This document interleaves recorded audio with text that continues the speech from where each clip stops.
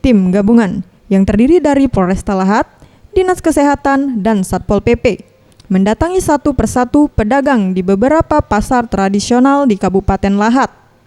Sidak terhadap bahan makanan yang mengandung bahan kimia berbahaya ini dimulai dari Pasar Lematang, dilanjutkan ke kawasan Pasar Lama, serta pasar tradisional modern Kota Lahat. Petugas dari Dinas Kesehatan kemudian mengambil sampel beberapa bahan makanan yang dicurigai mengandung bahan kimia berbahaya. Sejumlah sampel bahan makanan dari para pedagang ini kemudian dibawa ke laboratorium Dinas Kesehatan untuk dilakukan uji laboratorium guna mengetahui apakah bahan makanan tersebut mengandung bahan kimia berbahaya atau tidak. Kasubag Binopsnal Polres Lahat, Ibnu Herdi mengatakan, razia ini dilakukan dalam rangka operasi cipta kondisi, dalam rangka menghadapi bulan suci Ramadan dan Idul Fitri. Target untuk kegiatan yang dilaksanakan hari ini, operasi pasar ini, masalah adanya penimbunan sembako pertama.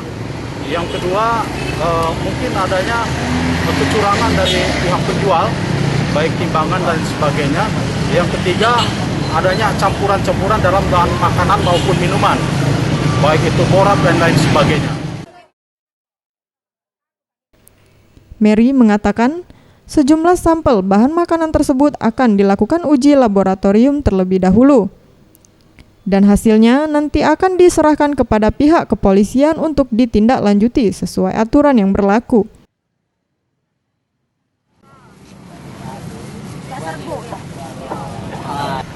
Lalu yang akan kita periksa karena adalah formalinnya sama borak, rodamin B dan metilin. Yang sedianya kalau dalam kadar yang tinggi itu sangat membahayakan bagi masyarakat. Dari hasil pemeriksaan nanti hasilnya akan kita berikan kepada pihak Polres yang dalam hal ini adalah mewakili dari Ketua Tim Gabungan Sidak Pasar.